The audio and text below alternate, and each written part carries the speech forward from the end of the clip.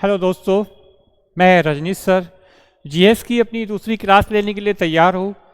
Target Ashwini classes आपने अभी तक देखा सर को मैथ पढ़ाते हुए, और मैं जीएस की क्लास मैंने कल आपकी स्टार्ट की थी। ये तो पता नहीं कि आपको कैसी लगी, अच्छी है बुरी।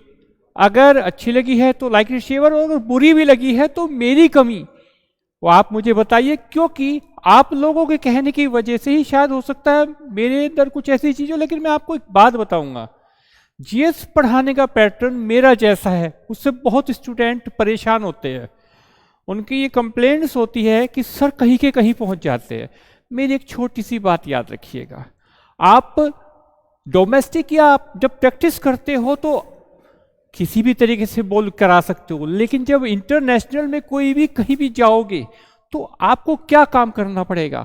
कोई भी बॉलर आपको अपनी हर पहली बॉल पे आउट करने की कोशिश करेगा, तो आपको ये तो नहीं पता वो क्या बाउंसर फेंकेगा, फुलटॉस फेंकेगा। कहते हैं फुलटॉस सबसे अच्छी होती है, लेकिन अगर उसने स्लोअर फुलटॉस डाल दी तो आपको आउट कर जाएगी। तो इसलिए सबसे पहली बात, आप थोड़ा पैशन रखिए। तरीका जबरदस्त है, अब वो आपको देखना है इसे फॉलो करना है या नहीं करना है। कोशिश ये रहेगी, एक्सपीरियंस मुझे भी बहुत है इस जीएस में, बहुत सारी बातें हैं जो मैं आपको बताऊंगा। तो please like and share, channel subscribe करिए। टारगेट अश्विनी क्लासेस पे मैं अपनी दूसरी क्लास जीएस की देने जा रहा हूँ, और आज जितने भी क्वेश्चन रहेंगे अधिकतर क्वेश्चन हिस्ट्री के रहेंगे। और हिस्ट्री कौन सी? मॉडर्न हिस्ट्री वाली, और जो भारतीय स्वतंत्रता आंदोलन से संबंधित क्वेश्चन। तो मैं स्टार्ट करता हूँ, थोड़ा सा आप देखिएगा, और जैसे जैसे क्लास आगे बढ़ेगी उस हिसाब से मैं आपको पढ़ाते हुए चलूँगा। तो पहला जो क्वेश्चन बहुत नॉर्मल क्वेश्चन है, आप जानते हो, उसमें कोई दिक्कत नहीं है। बहुत ईजी क्वेश्चन कराऊंगा और उसका जवाब दूंगा, रिलेटेड करके दूंगा। कैसे, देखिए। अब अगर मैं आपको यहां पर एक बात कहूं, भगत सिंह,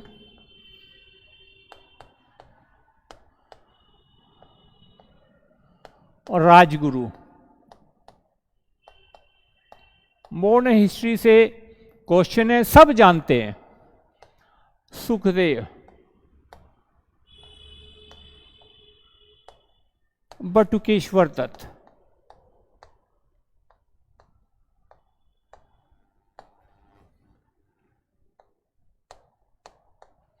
ये चार क्रांतिकारी इंडियन मूवमेंट के बहुत बड़े क्रांतिकारी रहे हैं। इनमें से किसको फांसी नहीं हुई?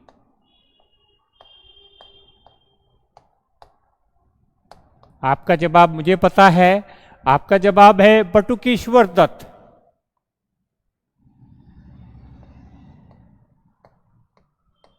को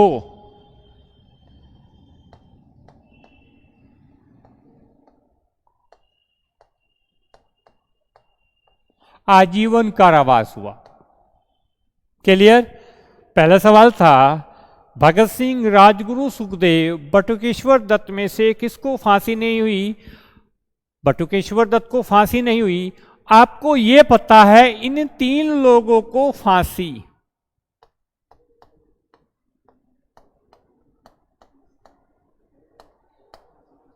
कब, तारीख आप जानते हो?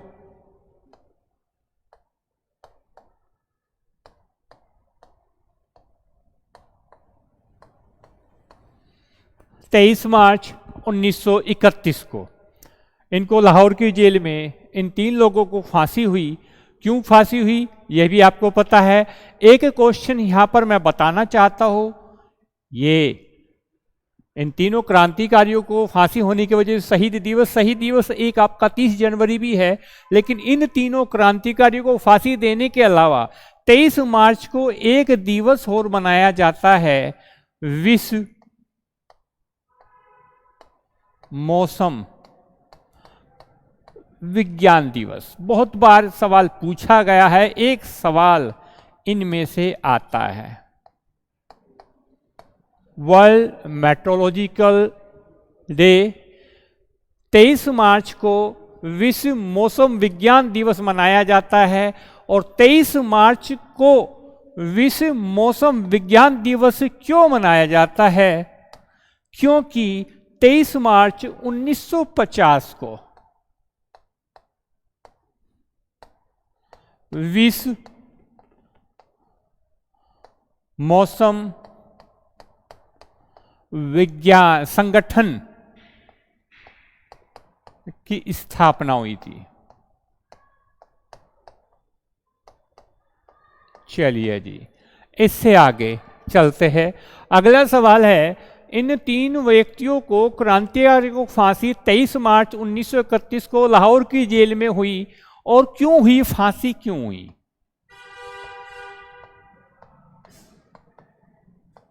क्या वजह थी फांसी की? अब बहुत से बच्चे कहते हैं जी दिल्ली असेंबली में बम फेंका था। दिल्ली असेंबली में बम जो फेंका था भगत सिंह और बटुकेश्वर दत्त ने फेंका था। दिल्ली असेंबली में बम भगत सिंह और बटुकेश्वर दत्त ने फेंका था। इन तीनों को फांसी हुई सैंडर्स की हत्या करने के कारण।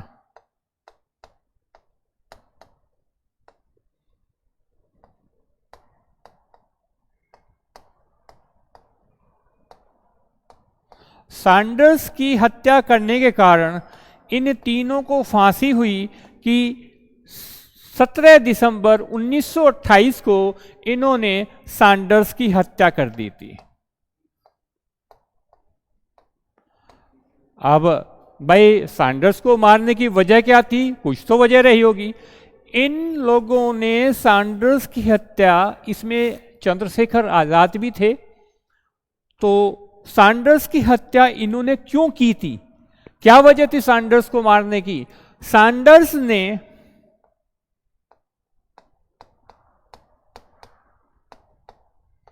लाठीचार्ज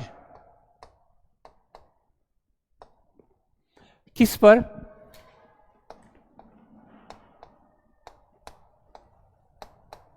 लाला लाजपत राय पर इन्होंने लाठीचार्ज किया। अब लाला लाजपत राय पर लाठीचार्ज इन्होंने क्यों किया? क्योंकि ये साइमन कमीशन का विरोध कर रहे थे।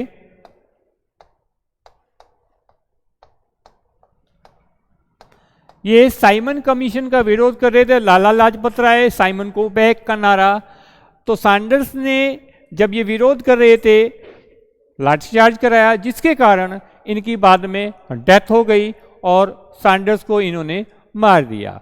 साइमन कमीशन का विरोध करने की वजह भी आपको पता है, इसे व्हाइट मैन कमीशन बोला जाता है।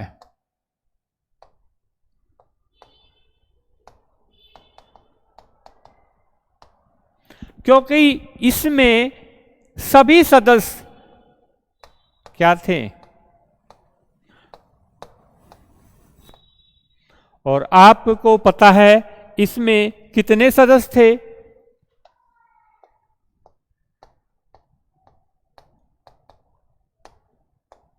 7 सदस्य। एक सदस्य क्लेमेंट एटली, जो बाद में देश की आज़ादी के समय ब्रिटेन का प्रधानमंत्री भी बना। तो 7 सदस्य थे इस साइमन कमीशन। अब देखिए थोड़ा सा ठहर के मैं आपको जो कुछ क्वेश्चन रहता हो, यहां तक तो आपको पता लग गया भाई इन पे वो हुआ। अब मैं यहां से कुछ क्वेश्चन आपके उठाता हूं, जैसे ये भगत सिंह,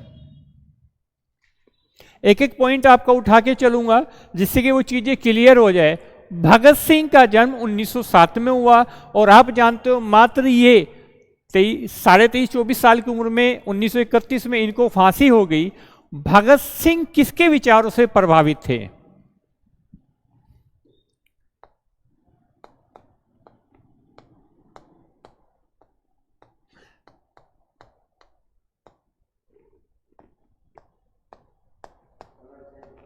आपको यह पता है किसके विचारों से प्रभावित थे? कार्ल मार्क्स के विचारों से प्रभावित। कार्ल मार्क्स किस देश के फिलोसफर, दार्शनिक रहे हैं, लेखक रहे हैं? जर्मनी के। और इन्होंने कार्ल मार्क्स ने एक पुस्तक लिखी है, इनकी एक पुस्तक याद रखिएगा, जिस पुस्तक को मजदूरों की बाइबिल कहा जाता है।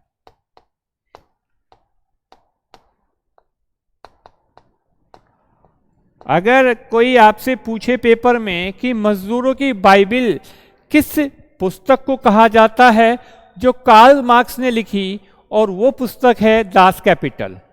दास कैपिटल को मजदूरों की बाइबिल कहा जाता है। और कार्ल मार्क्स ने एक नारा दिया था वर्गहीन जो समाज का, कि भाई सारी दुनिया के मजदूरों एक हो जाओ। अब भगत सिंह पे एक क्वेश्चन और, इंकलाब जिंदाबाद का नारा। भगत सिंह ने एक नारा दिया था, साम्राज्यवाद का नाश हो।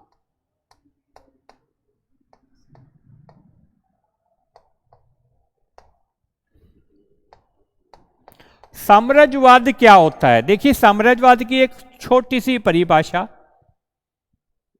जब कोई देश किसी दूसरे देश पर सैनिक शक्ति के बल पर अधिकार करता है तो उसे साम्राज्यवाद कहते हैं। हमारे देश में साम्राज्यवाद रहा, अंग्रेजों ने हमारे देश पर आकर सैनिक शक्ति के बल पर फिर अधिकार कर लिया, और जो हम आज़ाद हुए 15 अगस्त 1947 को हम आज़ाद हुए, तो भगत सिंह बहुत बड़े क्रांतिकारी रहे। और सबसे बड़ी बात आप देखो कि 1931 में इनको फांसी हुई, और आज तकरीबन 91 साल हो चुके हैं, लेकिन लोग फिर भी आज भगत सिंह को याद रखते हैं।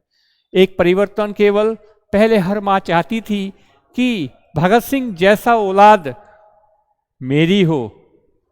बात सोच बदली है समाज की, भगत सिंह पैदा तो हो लेकिन वो हमारे घर में ना, पड़ोसियों के घर में। क्योंकि आपको पता है शहीद आजम भगत सिंह, इनको ऐसे ही नहीं कहा गया, तो ये कहने की भी वजह सिर्फ यही थी। तो इसलिए बहुत बदलाव आ चुका है। पहले लोग क्या करते थे, खुद अपने ऊपर संघर्ष करके मेहनत करते थे। आज कहते हैं क्रांति हो, लेकिन हमारे घर में कोई मरे ना, मरे तो दूसरे पड़ोसी के घर में मरे। तो इसलिए मैं आपसे एक बात कहता हूं, वैकेंसी सर ने कल भी बताया था, वैकेंसी कभी आनी बंद नहीं होगी, संख्या कम ज्यादा हो सकती है। और जब संख्या कम ज्यादा होगी तो कंपटीशन बढ़ जाएगा। छोटी सी बात याद रखिएगा, पहले के टाइम में आप जानते थे 10% पढ़े लिखे होते थे, और उनकी जो वे किसी भी राजा महाराजा कहीं के कहीं जाके अपॉइंट हो जाते थे। आज हर कोई पढ़ा लिखा है, लेकिन कंपटीशन बढ़ गया। क्या? जो योग्य होगा उसका सिलेक्शन जरूर होगा। लगातार मेहनत, लगातार मेहनत, लगातार मेहनत। इसके अलावा आपके पास पढ़ने के अलावा, मेहनत करने के अलावा कोई विकल्प नहीं है। तो चलिए फिर वापिस आते। भगत सिंह ने एक संस्था की स्थापना की थी,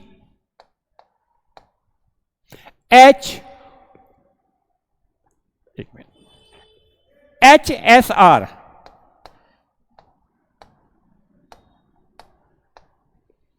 जिसकी फुल फॉर्म है Hindustan socialist Republican association. Hindustan socialist Republican association, इसकी स्थापना भगत सिंह ने 1928 में की थी। और कहां की थी? नई दिल्ली में की थी, फिरोजा कोटला मैदान में। Hindustan socialist Republic association. अब सवाल आता है एक इसी तरीके का दूसरा, और HRA,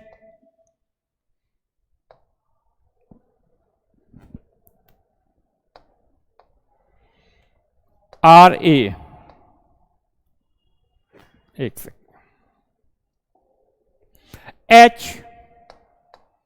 HRA,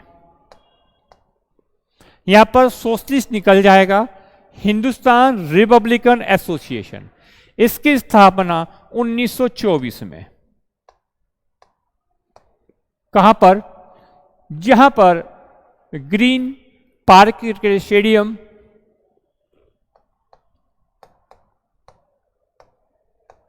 कानपुर है।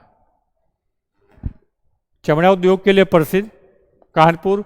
अब देखो, थोड़ा सा हमें ये चीज याद रखनी है, जैसे मैंने बोला 1928।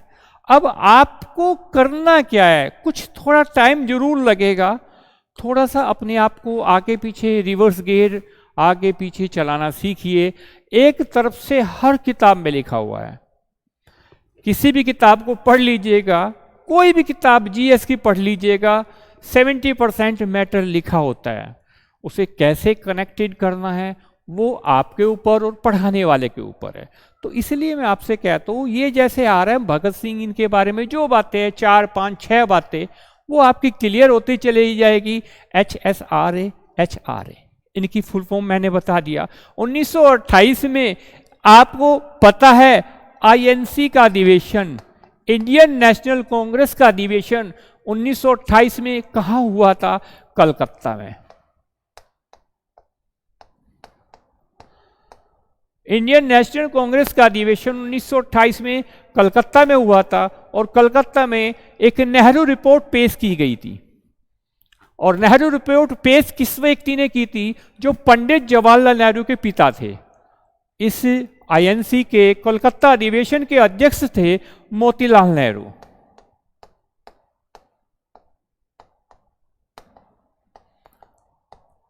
आप इस वीडियो को थोड़ा आगे पीछे करके देख लीजिएगा कि सवाल मॉडर्न हिस्ट्री या कोई भी सब्जेक्ट में कैसे आप कन्वर्ट करोगे। मैंने बोला है 1928 में INC का एक अधिवेशन हुआ कलकत्ता में, जिसका अध्यक्ष मोतीलाल नेहरू। इन लोगों ने, मोतीलाल नेहरू कांग्रेस के अध्यक्ष, INC के अध्यक्ष 2 बार बने।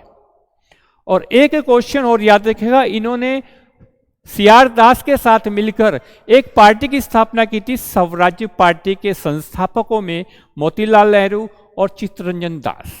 ठीक है। अब अगर मैं 1924 में INC का अधिवेशन कहूं,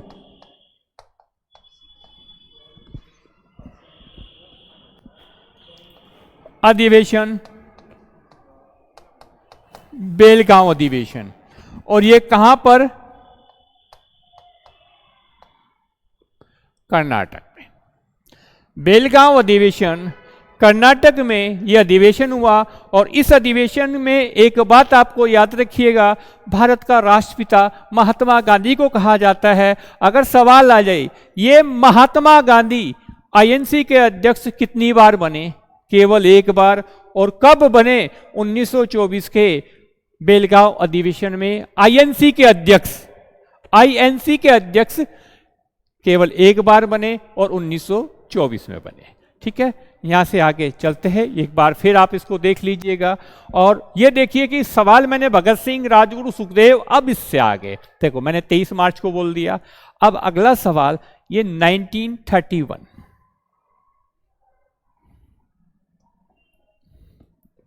अब 1931 में जनगणना,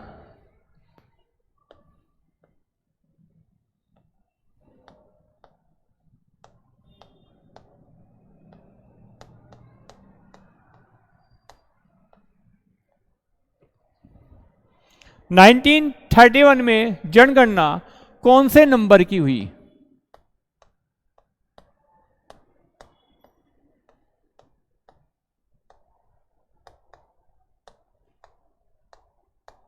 अब देखिए भाई, आपको जनगणना भारत में पहली,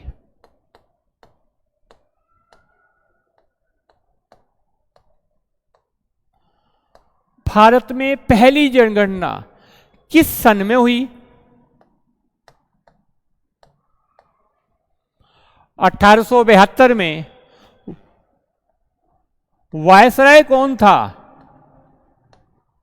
यानी गवर्नर जनरल कौन था? Mayo, governor general Mayo.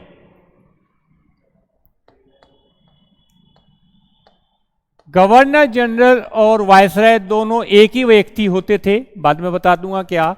तो मेयो जब गवर्नर जनरल था वो आपका था 1869 से 1872। जैसा एक मेयो कॉलेज है और ये वहां पर है जहां पर शेख मुहिउद्दीन चिश्ती की दरगाह है। मेयो कॉलेज शेख मुहिउद्दीन चिश्ती की दरगाह जो कि अजमेर में है। तो मेयो कॉलेज अजमेर में 2.5 दिन का झोपड़ा। अजमेर की स्थापना अजय राज सेकंड ने। तो इसलिए कहा जितने कम समय में आपके ज़्यादा सवाल हो जाएंगे आपके लिए फ़ायदा। सच बता रहा हूँ, मैं ये नहीं चाहता कि आपको 1 घंटे में मात्र 10 सवाल मिले। मैं चाहता हूँ 1 घंटे में आप 100, 200, 300, 400 सवाल तक पहुँचो, और जितनी बार किसी क्वेश्चन को पढ़ोगे कम समय में वो उतनी ही जल्दी याद हो जाए। मैं इसको बोलता रहूँ क्या है, उससे फ़ायदा कुछ नहीं है। तो मैंने बोला 1931 में जनगणना कौन से नंबर की निकालने का, अब अंगुली पे गिनते रहोगे तो फायदा कुछ नहीं है। देखिए, अब बात 1931 की पूछी है तो आपको माइनस करना है 1872। कितने शेष बचे इसमें से? 1931 में से अगर 1872 घटाओगे तो कितने बचेंगे?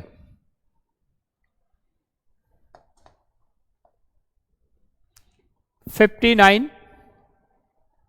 ठीक है, अब 59 आप जानते हो जनगणना हो 10 साल में, सम संख्या कर लीजिए जिसे कट जाए, यानी 1 साल ऐड, क्योंकि इसके बाद जो नियमित जनगणना हुई 1881 में हुई, तो हर बार फिर 81, 91, 1901 इस प्रकार से होती रही। तो इसको हम अगर करेंगे 60, 10 से भाग कर दीजिए 6,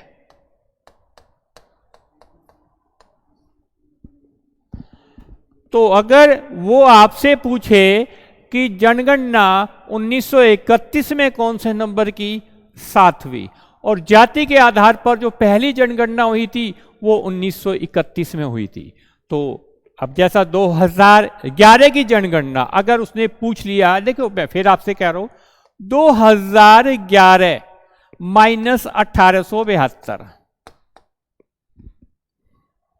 कितना? 139। सम संख्या करनी है जो 10 से कट जाए, 140 को 10 से भाग कर दीजिएगा 14 और +1।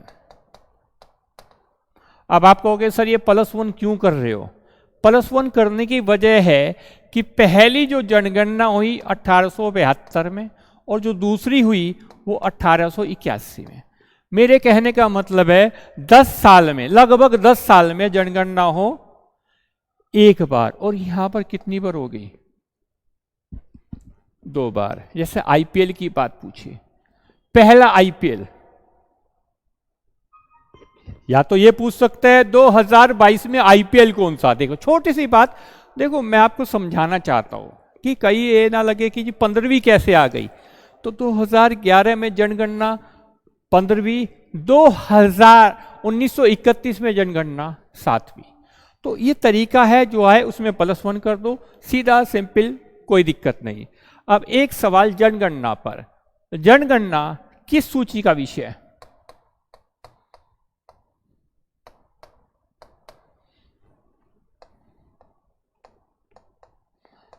हमारे संविधान में 12 अनुसूचियां हैं, और 12 अनुसूचियों में से किस अनुसूची में 3 सूचियां हैं? संघ सूची, राज्य सूची और समवर्ती सूची। बात देखो, फिर आप कहोगे जी हिस्ट्री पढ़ा रहे तो सूची विषय है पॉलिटी का, लेकिन मैंने कहा जनगणना हिस्ट्री के अंदर। बात ये जो हो रही जनगणना हिस्ट्री की बात चल रही है, मॉडर्न हिस्ट्री चल रहा है, 1931 में जनगणना 7वें नंबर की। लेकिन अगर उसने पूछ लिया जो जनगणना विषय है वो किस सूची में है, किस सूची का विषय?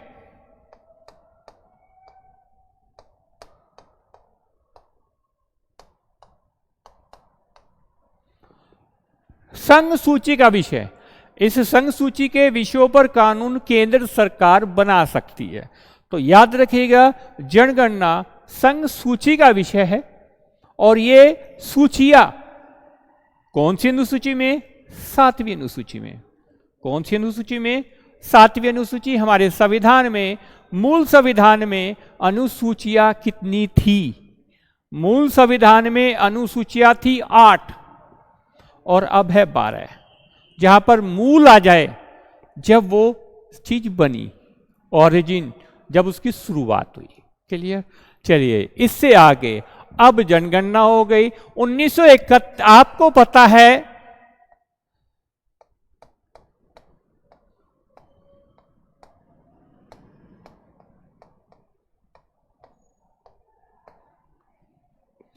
3 गोलमेज सम्मेलन हुए, कहां पर हुए? लंदन में हुए। और लंदन कौन सी नदी पर है?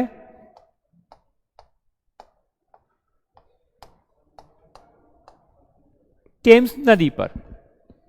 लंदन में हेडक्वार्टर कॉमनवेल्थ का, लंदन में हेडक्वार्टर को कॉमनवेल्थ यानी राष्ट्रमंडल का। तो 3 गोलमेज सम्मेलन में 1931 में कौन से नंबर का गोलमेज सम्मेलन हुआ? 3 गोलमेज सम्मेलन, पहला, दूसरा। मैंने आपसे क्वेश्चन पूछा है कि कौन से नंबर का 1931 में कौन से नंबर का गोलमेज सम्मेलन हुआ? पहला 1930, दूसरा 1931 और तीसरा। अब इनमें से एक खास बात, महात्मा गांधी ने कौन से गोलमेज सम्मेलन में पार्टिसिपेट किया था? 1931 में महात्मा गांधी ने दूसरे गोलमेज सम्मेलन में पार्टिसिपेट किया था। और ये जो लंदन गए थे, ये पानी के जहाज से जाते थे, तो किस जहाज से गए थे? उस जहाज का नाम था INS Rajputana. INS Rajputana Indian national ship, naval ship, इस जहाज से गए थे। 1931 में दूसरा गोलमेज सम्मेलन हुआ जिसमें महात्मा गांधी ने भाग लिया था। जब ये 3 गोलमेज सम्मेलन के समय ब्रिटेन का प्रधानमंत्री कौन था?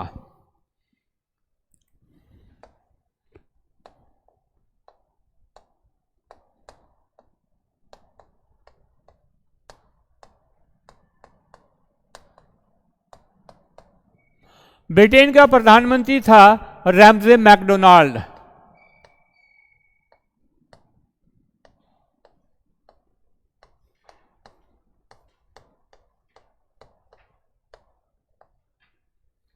और याद रखिएगा, ये एक पार्टी से, लेबर पार्टी से, ये लेबर पार्टी से पहले क्या थे? प्रधानमंत्री।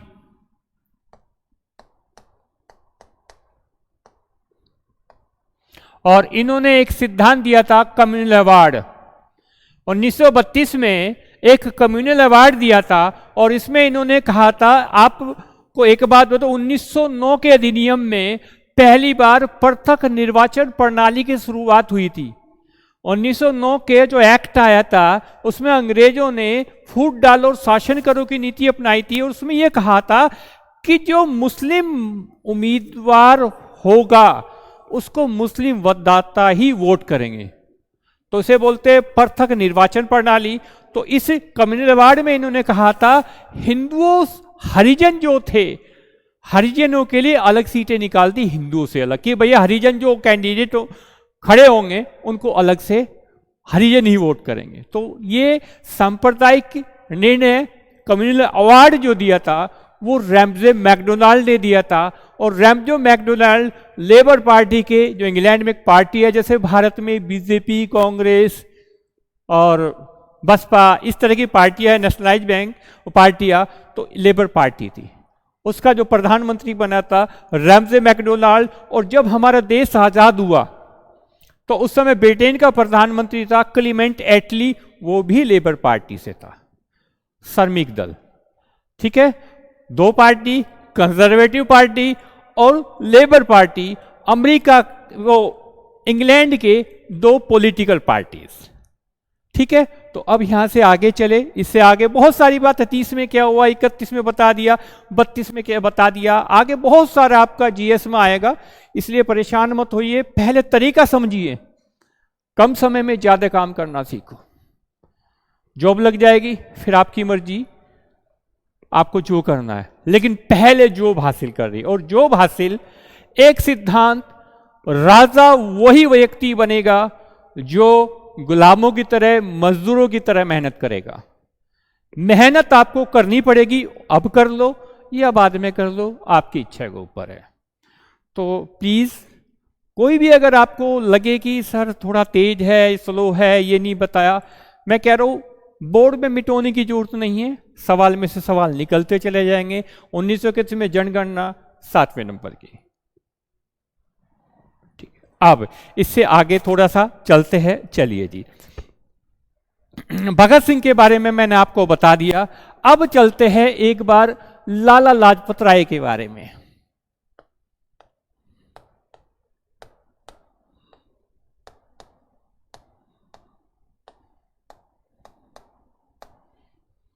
जानते हो पंजाब केसरी,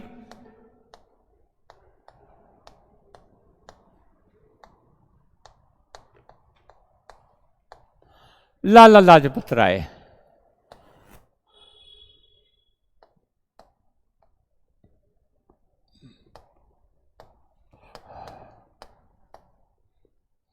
बीपीएल,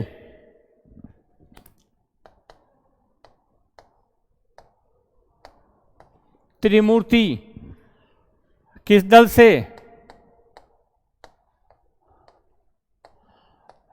दो दल थे, गरम दल, नरम दल। 1907 में इंडियन नेशनल कांग्रेस में सूरत फूट के कारण विभाजन हो गया और 1916 में ये फिर एक हो गए। तो मैंने कहा लाला लाजपत राय बीपीएल, बाल गंगाधर तिलक, विपिन चंद्र पाल और लाला लाजपत राय में से त्रिमूर्ति में से एक लाला लाजपत राय।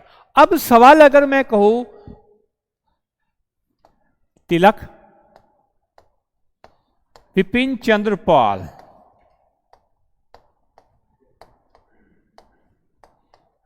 और ये लाला लाजपत राय, इन तीनों में से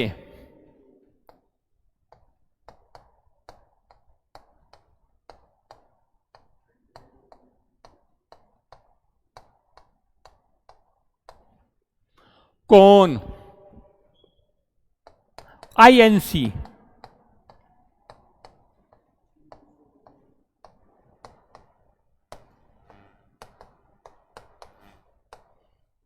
आईएनसी इंडियन नेशनल कांग्रेस का अध्यक्ष बना?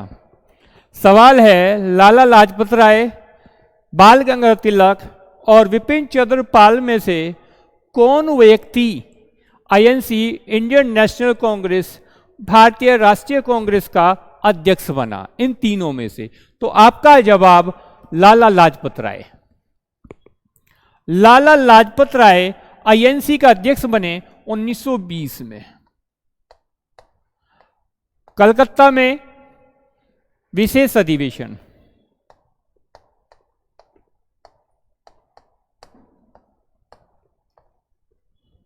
एक विशेष अधिवेशन हुआ आईएनसी का, तो लाला लाजपत राय विशेष अधिवेशन, अधिवेशन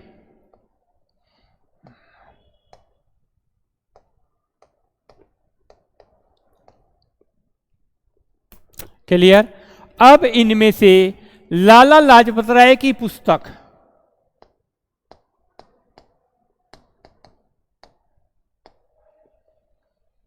का नाम ही लिख रहा हूं, बस ऑप्शन नहीं दे रहा हूं।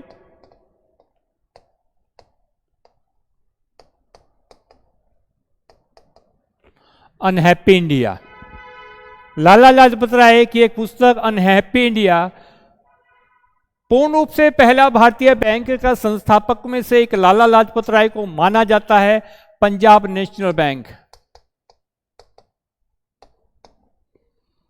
कहते हैं इन्होंने 1894 में पीएनबी की स्थापना कराने में काफी योगदान किया था। लाला लाजपत राय ने पंजाब नेशनल बैंक की स्थापना किस सन में?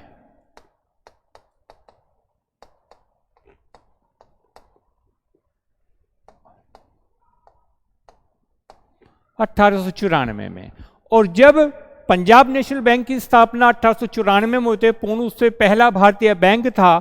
इस पीएनबी का हेडक्वार्टर कहां है? नई दिल्ली, और इस पीएनबी का वर्तमान में सीईओ और एमडी कौन है? सीईओ एमडी है अतुल कुमार गोयल।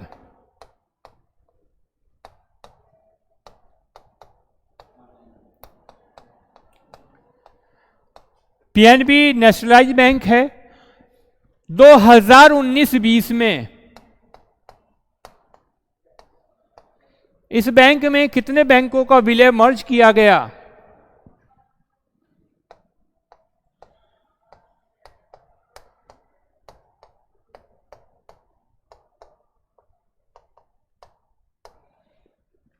दो बैंकों का विलय। किन दो बैंकों का विलय किया गया? ओबीसी और यूनाइटेड बैंक ऑफ इंडिया का। United bank of India.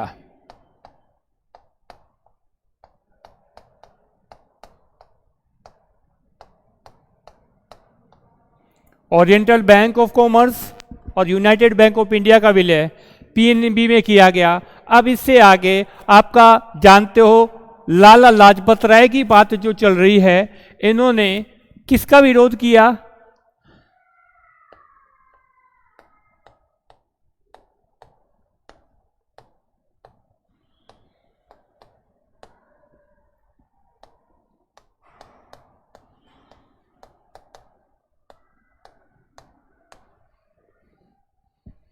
Simon commission में सदस्य 7 सदस्य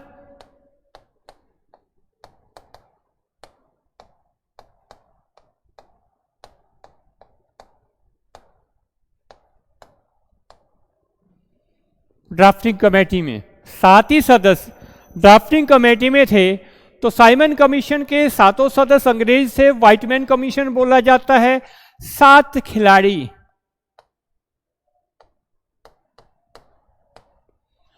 किस खेल में नहीं?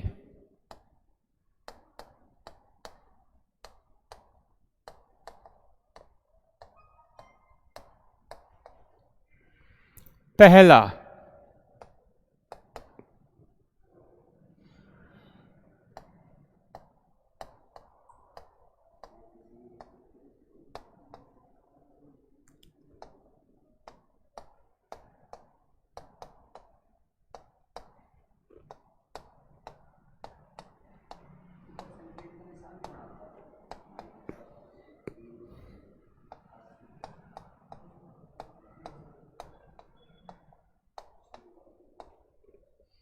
तो मैंने कहा 7 खिलाड़ी किस खेल में नहीं एक तरफ से खेलते, तो आपका जवाब है पोलो। कबड्डी में 7 खिलाड़ी, नेटबॉल में 7 खिलाड़ी और वाटर पोलो में 7 खिलाड़ी। तो पोलो में खिलाड़ियों की संख्या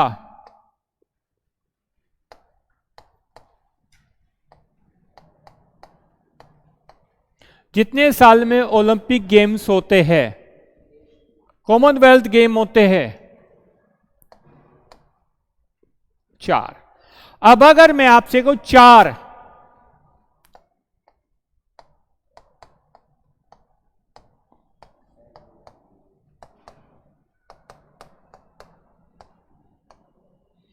जो 4 डिप्टी गवर्नर होते हैं आरबीआई में, 4 डिप्टी गवर्नर, चारों के नाम महेश कुमार जैन, रविशंकर, राजेश्वर राव और एक माइकल देवव्रत पात्रा।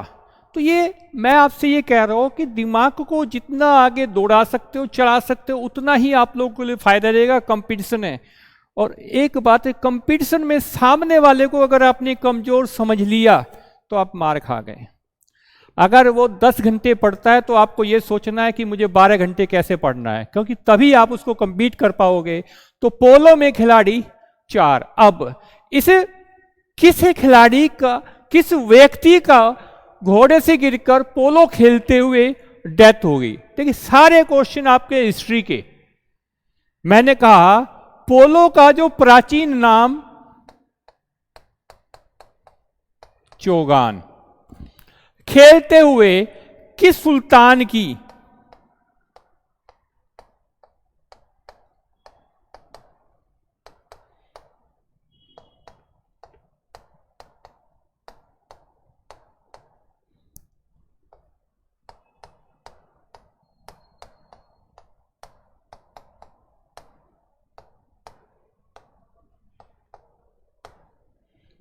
मैंने बोला चौगान खेलते हुए किस सुल्तान की घोड़े से गिरकर डेथ हो गई 1210 में। उस व्यक्ति का नाम था दिल्ली सल्तनत का पहला यानी संस्थापक कहेंगे, और गुलाम वंश का संस्थापक दिल्ली सल्तनत का पहला सुल्तान कुतुबुद्दीन ऐबक।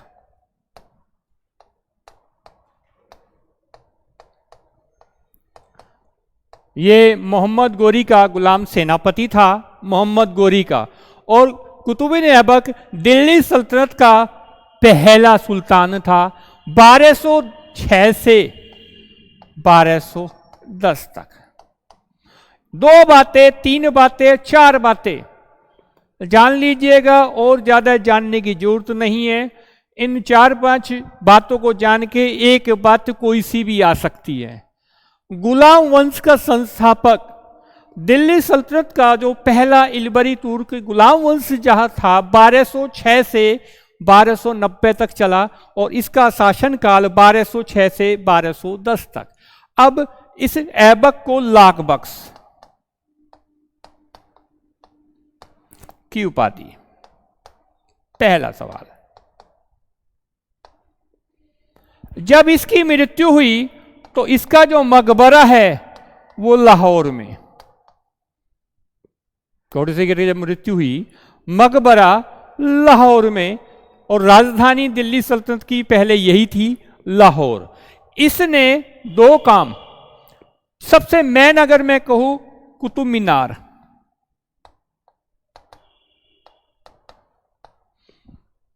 बनवाने की शुरुआत की। ये जो कुतुब मीनार बनवाने की शुरुआत दिल्ली में इसने की थी, किस सूफी संत की याद में? सूफी संत का नाम याद रखिएगा आप, सूफी संत का नाम याद रखिएगा,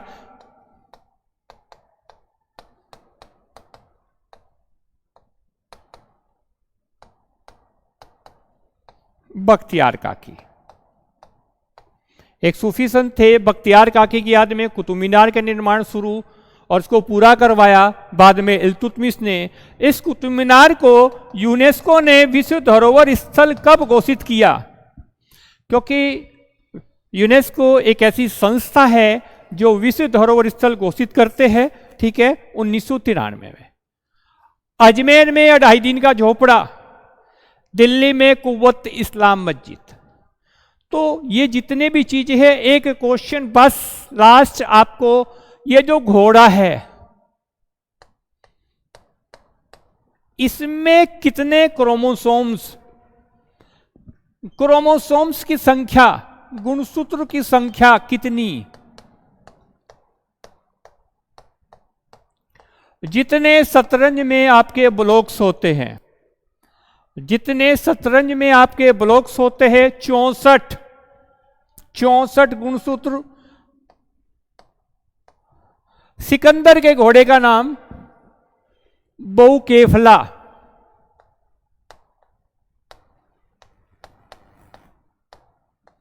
और गौतम बुद्ध के घोड़े का नाम कंथक, और महाराणा प्रताप के घोड़े का नाम आप जानती हो, चेतक। तो क्वेश्चन को रिलेटेड करके चलोगे तो फायदा आपका, और धीरे धीरे हर चीज रिवाइज में कह रहा हूं, सवाल बाहर नहीं जाएगा। इससे ज्यादा गारंटी क्या हो सकती है? बिलीव कीजिए, तरीके पर बिलीव कीजिए, अपने आप पे भरोसा कीजिए। मैं नहीं मानता कि अगर आपके सवाल पेपर में जीएस के आए तो छूट जाए। तो एक बार फिर आप लोगों से कहना चाहता हूं, अगर वीडियो पसंद आ रहा है तो दबा के लाइक एंड शेयर और चैनल को सब्सक्राइब करिए, और अगर नहीं पसंद आ रहा तो वो कमी बताइए। बहुत से बच्चे कहते हैं जी हम तो एक तरफ से पढ़ेंगे, तो 1 साल का एग्रीमेंट जीएस पढ़ने के लिए आ जाइए मैदान में, और 1 साल तक तैयारी करिए। मैं कहूँगा आपको एक तरफ से सवाल नहीं छूटेगा, लेकिन पीछे का रिमाइंड कौन कराएगा उसे? अगर मैं हिस्ट्री पढ़ा चुका, पॉलिटी पढ़ा चुका और साइंस पढ़ा रहा हूँ, तो साइंस में हिस्ट्री पॉलिटी के क्वेश्चन थोड़ी डल जाएंगे। ये सब भगवान सरस्वती माता का वरदान है जो उसने मुझे यहाँ इस मंच पे पहुँचाया है, और एक नया तरीका। जीएस तो हर कोई पढ़ाता है, हर सब्जेक्ट टीचर हर कहीं मिलेंगे, केवल मैं रखता है तरीका पढ़ाने का। मैं नहीं कह रहा मैं बेस्ट हूँ, लेकिन शायद हो सकता है आप लोग के लिए बेनिफिट होगा, क्योंकि आपको युद्ध के मैदान हम आपको सलाह दे सकते हैं कि आपको ऐसे युद्ध आपको ही लड़ना पड़ेगा। और एक बात बताओ, युद्ध तलवारों से बंदूकों से नहीं जीते जाते, युद्ध जीते जाते हौसलों से, जुनून से। अगर आपके अंदर जीतने का जुनून, उनके पास भी तलवार आपके पास भी तलवार, जो मार देगा वो जीत जाए, लेकिन जुनून होना चाहिए, एक जज्बा होना चाहिए। अगर आपके अंदर जुनून और जज्बा है, मेरा एक बात याद रखिएगा, टारगेट अश्विनी क्लासेस को इतना फैला दो, इस चैनल को, कि लोग इसे सब्सक्राइब करने के लिए मजबूर हो जाए, ये कहे कि हाँ हमें सही प्लेटफॉर्म मिल गया। मैं नहीं कहता I am best, Ashwini sir best, वो आप साबित करोगे। हम आपको तरीका बता सकते हैं।